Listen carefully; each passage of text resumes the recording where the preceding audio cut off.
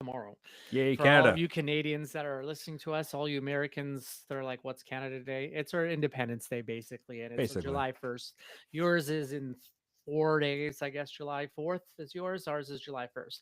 So we thought that we would do something fun and Canadian because it's Canada Day tomorrow. So we're gonna do a song by Canada's band, Canada's band. the Tragically Hip. And what Absolutely. song are we doing, Michael? We are doing Wheat Kings off the 1992 release, Fully Completely. Yep, the It's a really deep cut. happy song. That Oh, very happy song. But it is Fully Completely, littered with Canadian references. That's yes. why we're And focusing on it. that's one thing about the Tragically Hip is their lyrics are deeply rooted in the good history, the bad Canadiana. history, Canadiana, and Well, just this song definitely has a bad history this song is, connotation to it. So absolutely. This song is not a, it's not yeah, it's not a positive song, but it's one hell of a story. So we thought we would just sort of break it down a bit. yes, It's a slow acoustic song. It's beautiful, but it's also the lyrics are just haunting, heavy. There's a heavy. lot of It's a heavy subject, yeah. right? So It's funny, yeah, like reading through the lyrics, how Canadian it is. Like it references the Paris of the prairies. It yeah, represents wheat kings, which are the wheat farmers of like the early 1900s, and all through yeah. that era where growing wheat was king. I guess it's the whole reference Well, there. actually, okay. So I'm gonna dive into the lyrics here a little bit because this really has a Let's little bit go. to. Let's do it. Well, this So song is so okay. Just before you start, yes, "We Kings" isn't a song where you or isn't a song you go in thinking like, "Here's an awesome solo and some great riffs and some nope. crazy drumming." It's It's acoustic, baby. all about the lyrics. There's Hmm. so much stuff in the lyrics. Yes. It's a bit of a departure from what we normally do because we're definitely focused more on the musical and feel of stuff. Yeah, We but don't this really. song's all about the words. It's all about the words. Go Yeah. ahead, Mike. Okay, so "We Kings" by the Tragically Hip is a song that uses the story of David Milgaard. He's a man wrongly convicted of murder, and the song explores themes of injustice, faith, and the fallibility of the legal system. So, who's David Yep. Milgaard? David Milgaard was a man, or is a man. I'm not sure if he's dead, but he spent 23 years in jail, wrongly convicted of rape and murder in Yes. Saskatoon, Saskatchewan, of a nurse. He is a Winnipeg-born person. Yeah. So yeah, So so yeah, poor David Milgaard. I just, even we can just sit on I the. think this happened in like the early 1900s. I'm pretty sure. So maybe no, it wasn't. I don't know when. I think it was sort of in our Oh, I'm lifetime. reading the wrong thing of the article. Sorry. Yeah. Keep going. And wheat kings is actually is a metaphor. The term wheat kings refers to Canadian wheat farmers in the context of the song. It also symbolizes the strength and resilience of the people and community affected by Milgaard's case. So it's like this. It's yeah. Gord Downey was so good When at we say that Gordani is a poet, he is a poet. literally a poet. He's like He's the literally a Bob Dylan poet. of Canada, Yeah, that's a really, right? very good reference. Um, so yeah, so it also invokes a sense of the vastness of the Canadian prairies and the hardships faced by those who living there. So like in the states, they have, there is prairie states, but our prairies like Alberta, Saskatchewan, and Manitoba. It's all farming. It's all, it's hard living. It's farming cattle. It's farming wheat. It's farming Yeah, all sorts of stuff. Hard life, hard that living. prairie life. Because Yeah. you and I definitely have no idea what prairie life is. So David Milgaard passed away on May 14th, 2022, at Okay. the age of 69. Oh, he was young. Yeah. So he was. When was he released from jail? He said he spent 20 some odd 23 years. years, wrongly convicted. Yeah, 23 in prison for 23 years. He Yeah. was eventually released, but like, yeah. So, but he's from Winnipeg. The murder happened in Saskatchewan, if I'm not mistaken, but Yeah. he was living in Alberta near the end of his life. So So he he was was all convicted through when the he was prairies. 16. He was convicted when he was 16, so 23 years. He would have been what, 39 when he got out. That's 23 a years? lot of time. Yes. Yeah. Yeah, 17-year-old's convicted murder sentenced life in prison on 1970, exactly a year after Miller's murder. Do. And you would think like with a song that's about honestly kind of rape and murder would not be an acoustic, beautiful song with. Well, it's not about that though. It's No, like it's that's not. the element of like that's where David Milgaard's story starts, but the Yeah, song is about his wrongful imprisonment, yeah. right? So, Oops. uh, so in 1997, a DNA laboratory in the United Kingdom released a report confirming that the semen samples in the victim's clothing did not originate from Milgaard, effectively exonerating Milgaard of the crime.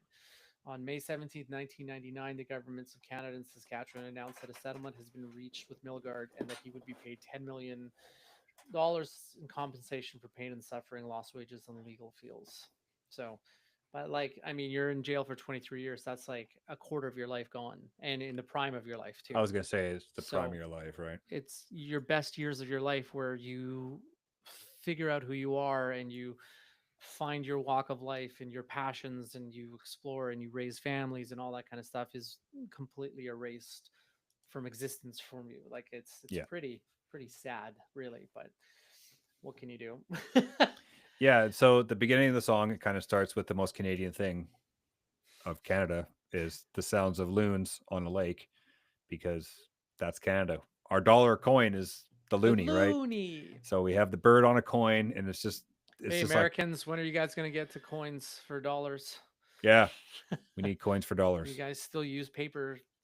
Actually, I don't even know if that's accurate. I haven't been in the States in like 7, 8 years. I'm pretty sure they still use. I don't think they have any coins higher than 25 cents, but we're just a couple of ignorant Canadians that have no idea. That is also true. That is also true. So again, like I said before, it's all acoustic. There's no drums. There's two guitars, and I wish I had my guitar tuned because I could just play it, but I don't. So I'm not going to embarrass myself by by playing my guitar, which I have barely touched, Oh, and stop. You'll be fine. I'm not doing it. But it's simple chords: G C G C. That's basically the It intro. just Just goes back and forth back and through the whole forth. song, and they just layer on other tones, but it Yeah, basically keeps the same pattern. It's and kind of like a wave sway back and forth. yeah, it's almost like a campfire song. Yeah, I was just gonna say that. Yeah, Regardless of the seriousness of the topic of what they're talking about, if you knew nothing about the lyrics or didn't understand the lyrics and just listened to the song for the tone and vibe, you would be at a campfire at like 2 in the morning on a Saturday when yeah, you're unwinding and like you and and you're four hammered. the last four people to be awake are still there and you're Yeah, just like, this is a song you put on, in the prairies, yeah. when you're fighting the So, skeeters. and like for all you out there, the hips music is it's not like both guitar players are just playing the chords. Like one's playing, No, Paul Langlois is playing the chords, and Bobby, the lead guy, he's playing the playing lead. just beautiful, just sort of just color. He's just adding so much color to the song that it's just this perfect meld of two guitar Yeah. players that are just completely like, I don't want to compare the music to Coldplay, but it's Coldplay's old Coldplay, like it was the Wait, same idea, Coldplay right? doesn't use guitars though. Not anymore. They don't use drums either. They just, They use something, and talk to Microsoft Copilot and say, make us a dance song. And then that's what comes up for Coldplay. That's don't how I get me feel. started on Coldplay, Mike. I used to love Coldplay. This will Anyways, turn into a Coldplay podcast where I'll just rip on Coldplay for the entire 30 minutes. well, we did do Moon Music and We it was did. not good. But No, it was anyways, not. but really this song is it's super simple, and there's not really a ton No, besides. it's not. It's not. It's pretty much the same pattern, same speed. Yeah, It's very moody in a way of like it's trying to evoke a certain image. It's it's in the key of G. It's just the funny like this is a good representation of like how Gord Downey presents his vocal ability, right? Because yep, he's you're right when you say he's like the Canadian Bob Dylan. He sings a totally is. lot the same way. Um, But a better singing voice. No offense to Bob Dylan fans or Bob Dylan. I don't think anyone would argue against that. No, he's just But yeah, he was so unique, and just so uniquely Canadian. Like but there's and there's lots of Canadian bands out there. We got Rush. They're Rush is Rush. Tea Nickelback. Party, Nickelback, Tea Party, Theory of a Dead Man. They're all Canadian bands that have had great success yeah, outside of this country, but the hip Big just never. Sugar. Big Sugar. Well, I don't think they were very big in the States either, but No. um, they're actually playing Sun Peaks a couple weeks. But I mean, I guess the reason that we decided to do Wheat Kings as a song from the Tragically Hip is because the hip has always had um, a thumbprint on the pulse of what it is to be Canada. Yes. And a lot of their songs have dealt with Canadian stuff, whether it's positive or negative. Yeah. And so in a lot of music, you bring to light issues that you want to discuss. Cue Rage Against the Machine, cue like Metallica when they did their all of their anti-war Sure. songs, a lot of things, right? So the message, I'm not going to say the message is lost, because I don't think you should, when you're in an art form, I don't really believe, well, in some cases yes, but in the most sense, if you want to make a statement, you don't slap people over the head with a statement, but No, you put it in subtly as like a theme and an you put it aftertone in it that, like in metaphor, right? It's yeah, I think so, right? And so while this has a lot of metaphor, it's also pretty on the nose oh with yeah, some of the lyrics, yep. right? It's, they make a reference to CBC, which is the Canadian Broadcast Company, Mm-hmm. literally are talking about this case, the David Milgaard case, right? So Yeah, here it's fascinating to me because like Gord Downey's a poet, but yet his lyrical writing is pretty on the nose, right? Like he yep. uses metaphors, but sometimes he's like just straight This at you. Like this is what it is. and I some find other songs anyway. just hit you over the head, and it's Yes. just like, oh my god, nobody will get this song, but people that live in this country, like literally, like it's just, well, And even I know this we've song, talked about this before, but that probably is a detriment to their global yeah, stamp yep, because they're so Canadian. absolutely, So, and yeah. they don't care. They don't care to branch out. They're just like, we're Canadian. We're gonna sing Canadian stuff. It's And, unapologetically, and nobody else like. Sure, there's like there used to be these things called encyclopedias, these books you'd get with the history of countries and stuff, but nobody was doing it. Um, yeah, Nobody was doing it in a song really, like to this extent, because every song on every album, like there are a great number of songs, especially in the first four records. Really, actually, the first three really more so than later on, I think. But he just he just felt he was the one to represent all yeah, of us. Like there's a reason why the whole country stopped on their final concert and watched the final concert on TV. Like yeah. That was probably one of the biggest Canadian events in like recent memory. realistically, Yeah, yeah. Like it was probably like more people were watching that than the Olympics, than anything, Princess Diana's wedding, all the big events of her yeah. funeral or whatever, right? But It's interesting discussing this song in the hip particularly because while I have immense respect for Gord Downey, Tragically Hip, everything the hip, I consider myself a casual fan, yes. whereas you are an Uh, uber fan. I love the hip. You I love love the listening hip, to the yeah. hip. I just for me, music doesn't get old to me. Um, like there's a It's documentary on definitely got its Amazon. place for sure, It like in does. terms of like when you want to listen to it or not. My But kids love the hip. yeah, My wife loves the hip. Like the hip's always on. Like where do we drive anywhere? The hip's on. Like we put it on because it's something we can all agree on too, it's a great right? name too, the Tragically Hip. Right? It's it came from somewhere fun out of some novel or something. It's just fun. Like that's just an amazing name. But But like it fits along the lines of like a juxtaposition band name, and I yep, can't think of another example. But like Tragically Hip, like it's such a good play on words, yep. Oh yeah, you know. right. And they went Or to high too school. hip for, yeah. Yeah, they went to high school together. Are they all high school buddies? They were high school buddies. Nice. That's Love which that. is crazy, right? Love It's that. just you just never see it. They always were those five guys. They never changed members. They never did anything. So do But you remember the first time you heard this song yeah, it probably would have been 1992 when it came when it out. came out? Yeah. I've Um, probably heard it, but I was not familiar with what I was listening no, to at the time. So I didn't really know that. Like I knew a couple songs before this album came out, but I wasn't really big into them. I got like Little Bones, and there's a couple of other ones were kind of cool. like they're radio bangers Yeah, basically. the radio bangers. I didn't know any deep cuts, but when this album fully completely dropped, I think the first single was either Courage or Lock in the Trunk. I was Lock in the Trunk of a Car, which is another Canadian story. That song, that's like They one of do a my lot of favorites. that, don't It's one they? of my favorite Like, songs yeah, of all time, and I love that song. But this song's just, I don't know, it's haunting, it's beautiful, it's one of the rare hip songs you can play guitar to it because their songs don't make yeah, sense if you're playing it by yourself because it's a band, they're a collective, so they all put their pieces in to make the song whole. So if it's just like some songs, you're just like, well, this sounds stupid without the other guitar, the bass, the drums, the vocals. At least this one you can strum. It's just strumming yeah. chords, right? You need a product of all the parts together to really flesh Yeah, out the full totally. Yeah, song. totally do. And I guess with this song in particular, the it's a very melancholy song, yes, and it basically kind of captures the feeling and the mood of how people probably felt with this whole case of David Milgaard oh and yeah, being wrongfully accused, right? It's just it's sad. It's sad. It's like really is. you feel that wasted years that he spent behind bars where you could have been, a free man, so to speak. So yeah, I like it. It's a good song. Yeah, but we're not going to spend too much time on it because there's something else I do want to talk to you about tonight. Sure.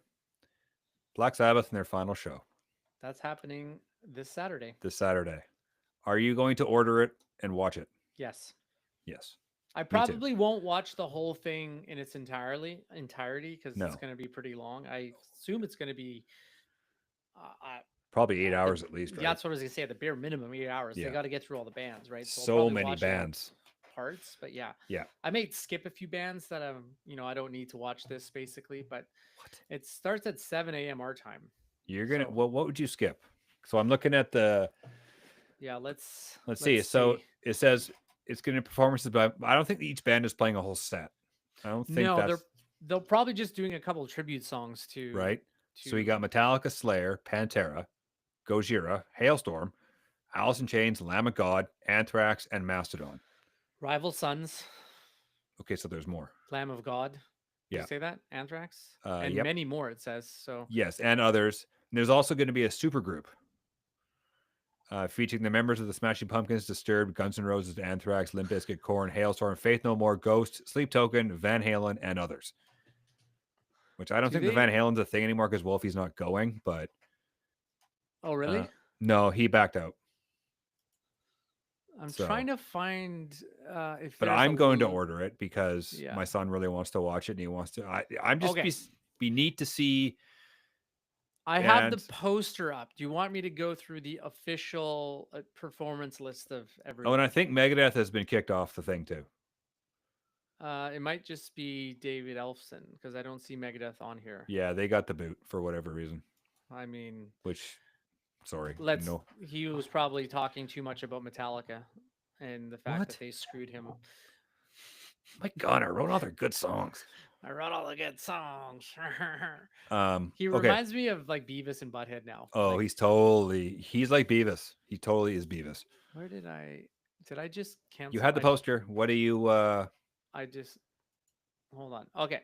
Okay. So this is the poster that I looked at the other day. So performances from Black Sabbath, Ozzy Osbourne, Metallica, Guns N' Roses, Tool, Slayer, Pantera, Gojira, Alice in Chains, Hailstorm, Lamb of God, Anthrax, Mastodon, Rival Sons.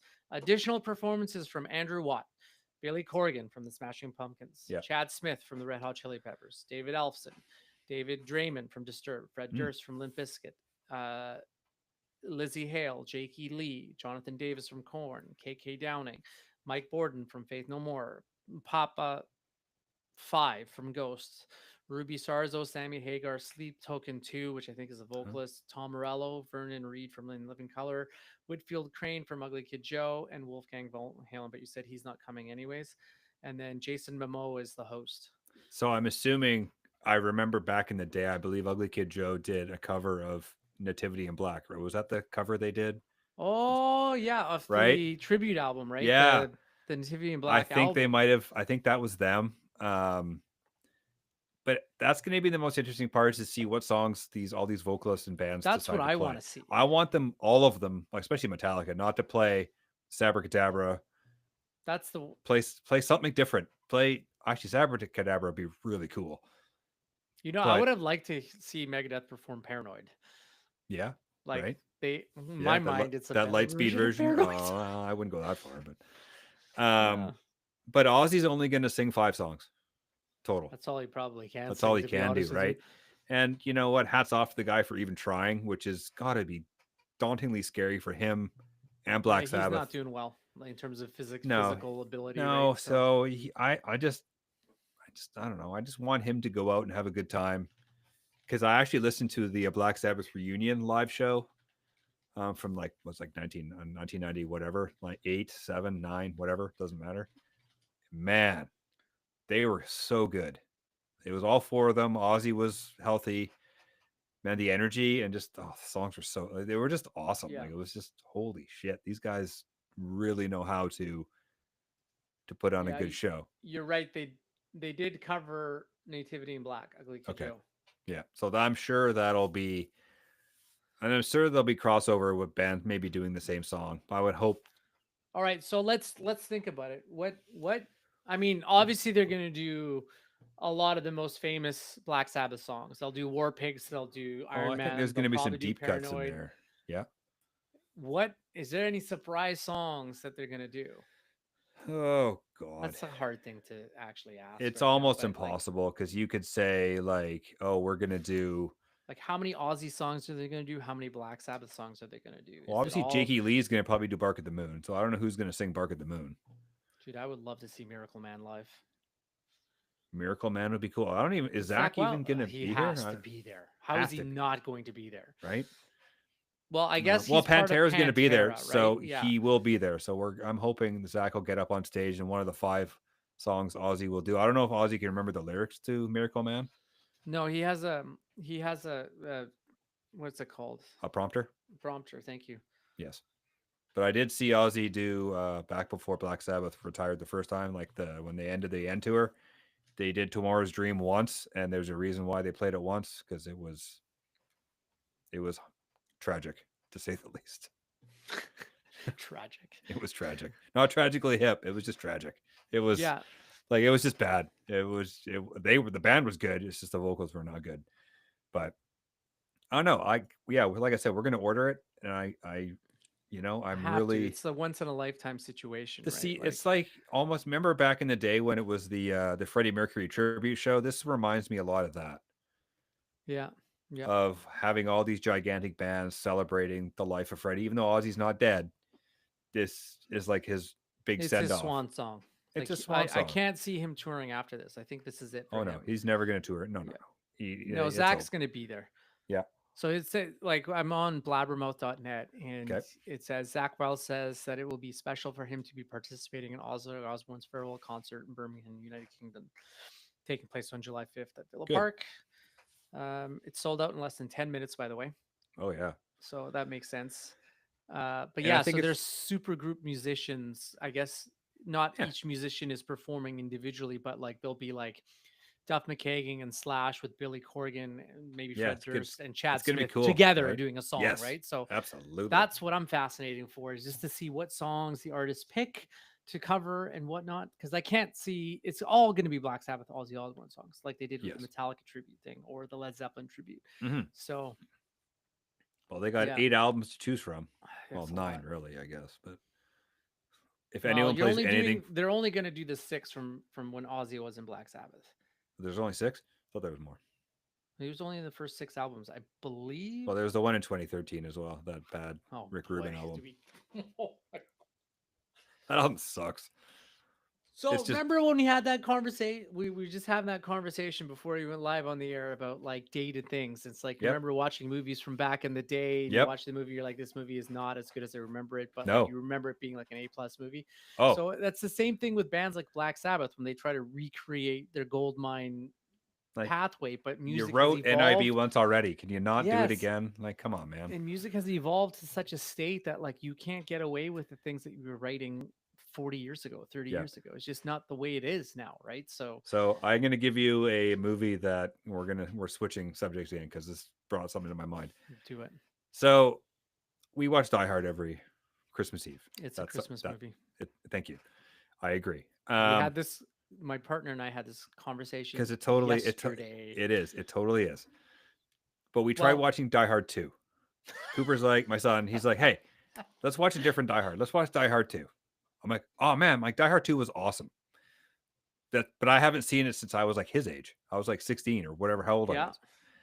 So we put it on. We're watching.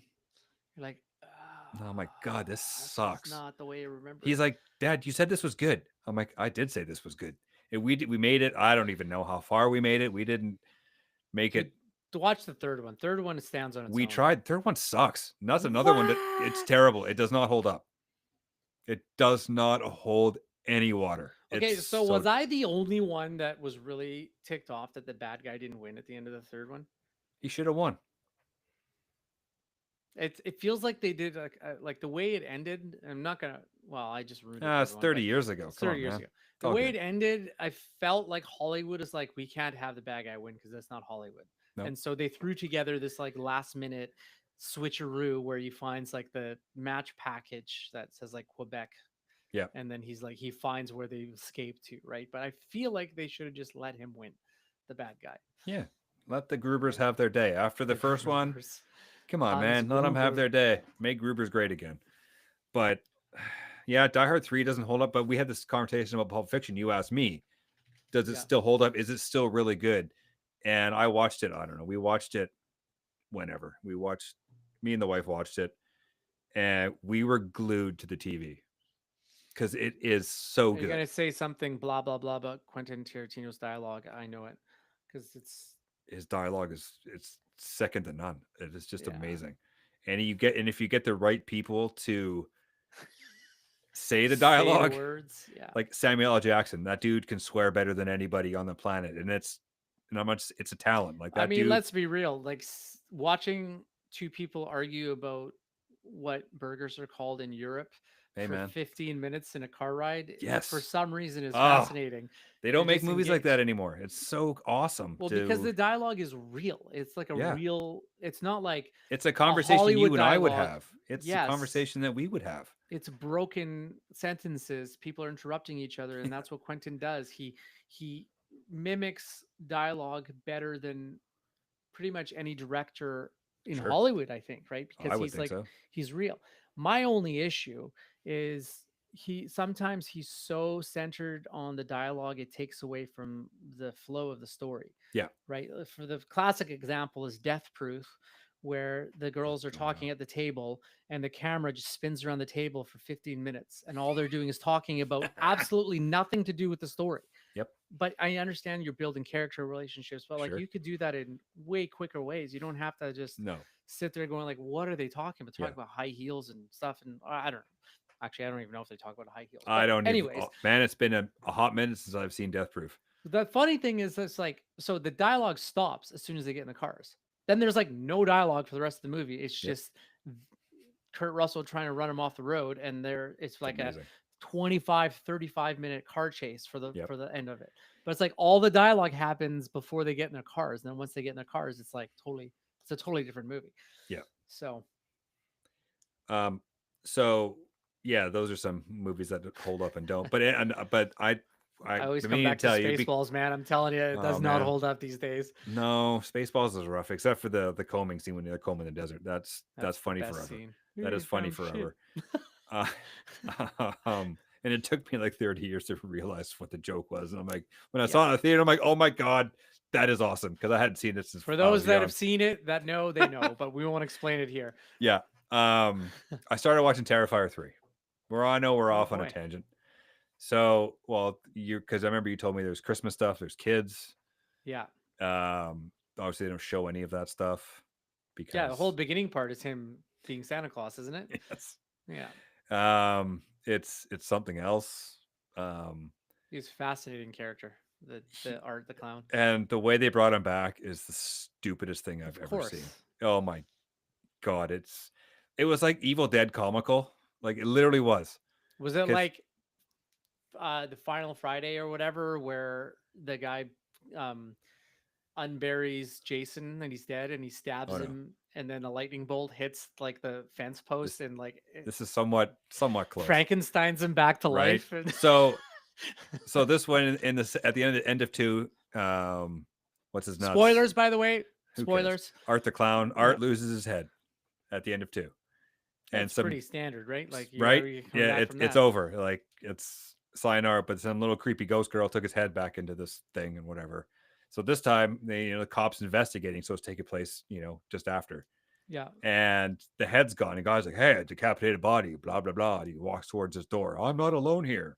Then he turns around, the body's gone. Oh my god, go figure. Bum So bum bum. a headless body kills the cop, and he takes the cop's head, puts it on his body, and he goes into the subway. And it's actually quite. I found it quite funny because it was the way it was done was just funny. And then he goes back to his references to the first one, so he goes back and then finds this girl that he It's like the mutilated. demon girl, isn't it? Or no? Yeah, it's Yeah. yeah, and then his head's there in the asylum, and then he gets his head back, and then there's some guy. It's so stupid. I was like, whatever. Yeah, but And you're then Chris throwing. Jericho's in it though. He's in the beginning. He gets killed. Is he? Well, he's okay. So a lot of people don't know, but Chris Jericho's a big like horror fan. Yeah, He loves horror he movies. had a cameo in That's awesome. in the asylum. He was like the That's nurse. like one of my favorite things is like when megastars, and I'm saying Chris Jericho's a megastar. No, I but mean, he he's- is in the wrestling world, but not in the Sure. film world. But I love it when like megastars have like cameos. For example, Deadpool 2, where Brad Pitt is Mr. Vanisher, and Oh yeah, that's right. he electrocutes himself, and he actually showed up for work just to have him flash for half a second his face. Yep. What's the other one where it was a Seth Rogen movie and Channing Tatum played a guy in like a gimp mask, and Oh, he was funny. like the pet of one of the characters in it. So there's that. The other one that comes to mind is Matt Damon from Eurotrip. Sure. Right. Scotty doesn't know. Scotty doesn't. Greatest song ever for a movie, but Do you have Apple TV? I do. Yes. You should watch The Studio. Oh yeah, I heard it was good. It's really it's awesome. Like We're Seth Rogen watching- and Ike Barinholtz are so good. We're currently watching Welcome to Wrexham, so that nice. gives me like massive Ted Lasso vibes when I watch Yep. it. It's so Ted Lasso is. Did you know that they're actually making a Terrifier 4? Yes, they are. Yeah. But it then also says they're going to explain his backstory, and I'm pretty sure that's we already know who he is because Yeah. he's like, and they're already explaining in the third one who he is because there's all these weirdo flashbacks to this guy and his daughter, and it's like, okay, no, this guy I is. think they're just gonna double down on that and like really flesh it out, maybe. But even like the violence in this one, it's like the second one's a little more subdued, except for the bedroom scene was just it was outrageous. I watched that on. But YouTube. I'm only I don't know the movie. It's over 2 hours long. I need to watch it in pieces. That's too long. It's like, why is this movie 2 hours? There's no reason. Yeah. There's like literally zero reason for this movie to be 2 hours. Like literally zero. There's hardly any dialogue. There's like no music. Like it's just. What's the other good scene from Terrifier 2? Is the one where or when the Halloween kids shop one where he's like with the horn, like he's so great. And then there's the one where the trick or treaters, and he uses the lady's head, a carved out head for a candy bowl, and the little kid puts her hand in. Oh, why is the candy all gooey? And I'm like, oh my god! And it's just like this distorted face. It was so great. The whole time. Man, that's a pretty real pumpkin bowl you got there, and just.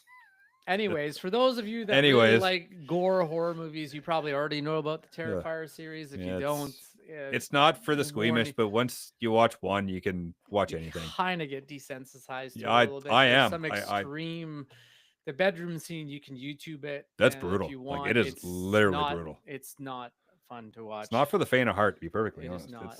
So like it's crazy bad. But anyways, we've been off tangent. We've been talking about Tragically Hip, and I want to talk a little about the Black Sabbath show because I think next week we should, if we are going to watch it, we should actually speak about it next week. And we are going to have when we won't talk to each other on the weekend. Well, we'll keep our opinions to ourselves, and just so we can surprise each other with whatever we think. Yeah. Of so everything. If anybody, okay, so for those that don't know, I mean, we've probably already said it on this particular podcast, but Ozzy Osbourne is doing his last show next Saturday, July 5th.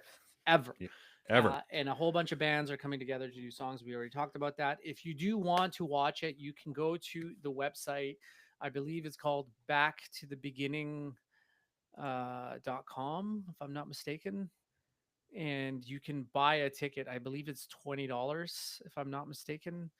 Yeah, something like that. 20, $30. Yeah, it's backtothebeginning.com, and you can just go buy a virtual ticket, which is $20.41. I'm not sure if that's American or euros or Canadian. I'm pretty sure it's American. So So it'll it'll be be a little like bit more. Yeah. in Canada, it'll be $67, and that's fine. Yes. So it starts at 7 a.m. Pacific Standard Time. That's when the event starts.